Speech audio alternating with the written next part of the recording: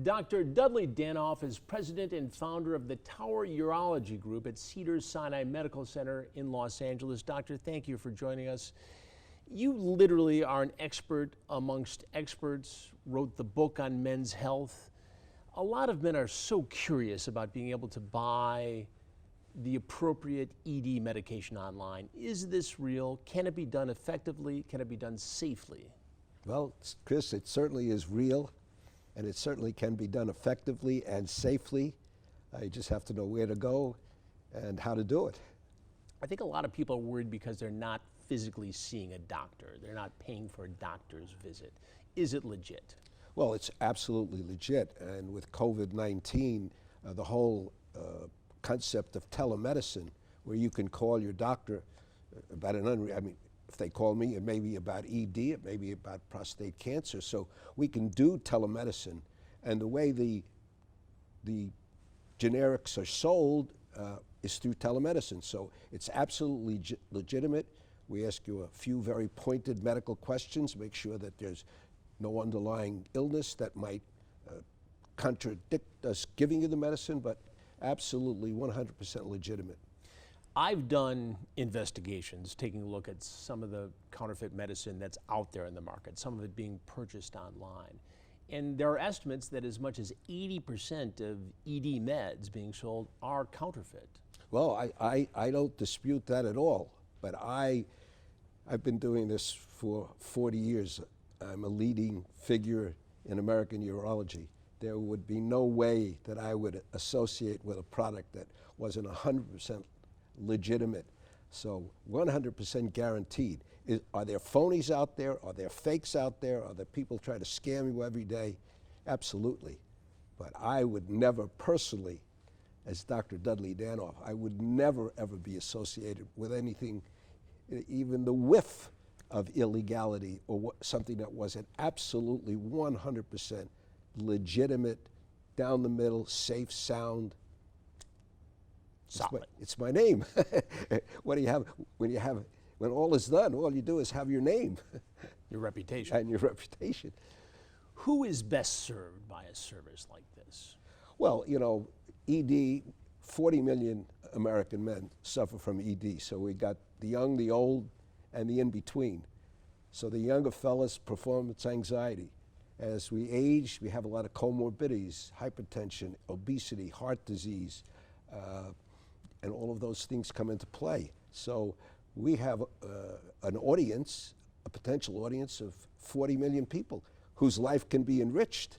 The good times will be better times. There'll be a smile on your face in the morning, and we can help those people.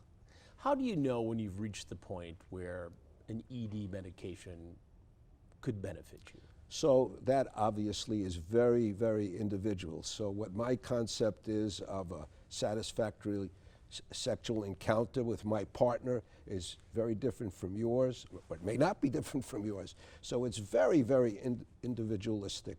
You know, the younger fellas, as an older guy, I would say, man, I wish I was back in my 20s and the 30s. And a 30-year-old or a 40-year-old says, hey, I want to be a weekend warrior. So all across the board, you have to be flexible, but it's very, very, very individual.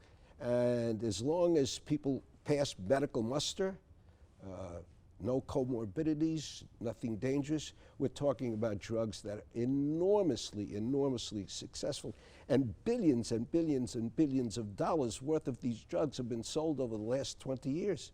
I mean, it's revolutionized erectile dysfunction.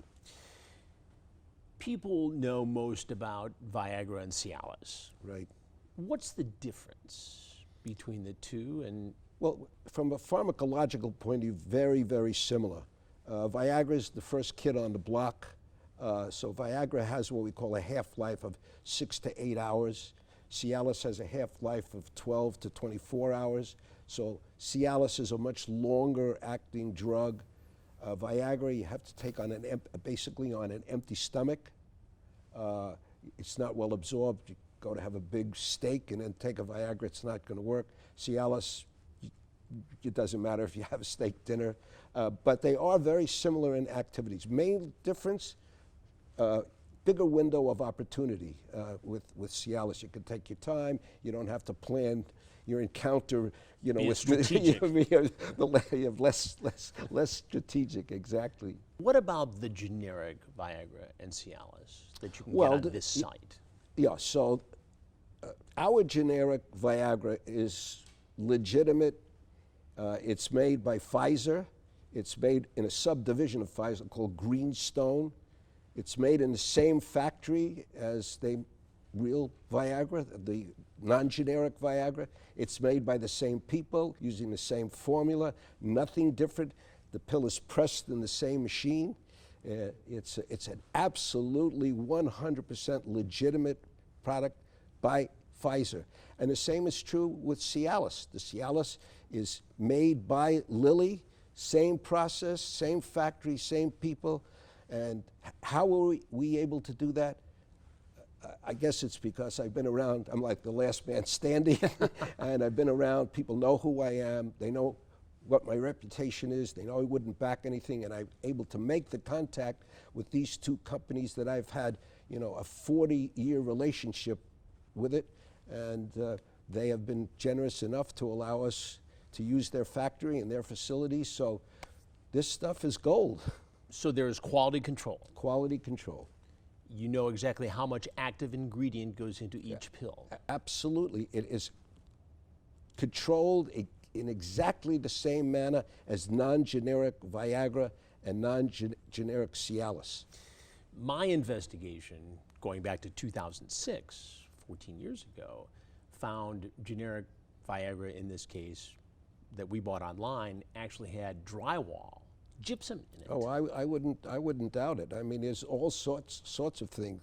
You know, dosage is wrong, ingredients are wrong. You don't know where it's coming from. China, India. Is it coming from Wuhan? You know, that Wuhan. Wuhan. Yeah. That Wuhan. Yeah, that Wuhan. COVID-19 Wuhan. COVID-19 Wuhan. Absolutely. What's the difference between Viagra and Cialis or their generic equivalents? The difference is only half-life. So Viagra has a relatively short half-life, 6 to 8 hours. Cialis has a much longer half-life, 8 to 24 hours. Viagra comes in 3 doses, 25 milligrams, 50 milligrams, or 100 milligrams, depending on the severity of your ED. Cialis comes in 5 milligrams and 20 milligrams. 20 milligrams of Cialis is equivalent to 100 milligrams of Viagra. But my favorite, and what I love, and my patients love it, is the 5 milligram Cialis for daily use. That has been approved by the FDA for what's called BPH, or benign prostatic hyperplasia, the enlargement of the prostate that we see in many of our older patients.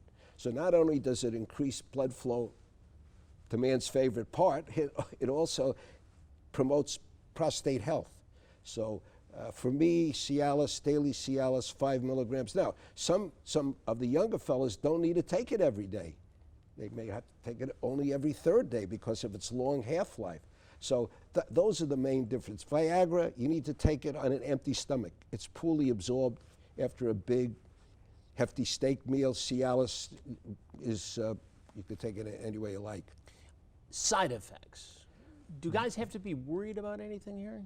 Well, the only absolute contraindication to any of these are called PDE5 inhibitors. That's the generic class of drug, is if you're taking nitroglycerin. So that only pertains to people who have coronary artery disease, who have angina, ischemic heart pain, and have to pop a nitrate.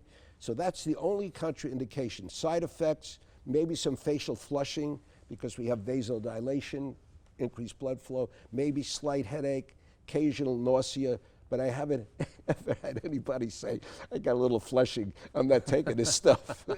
It doesn't work that way.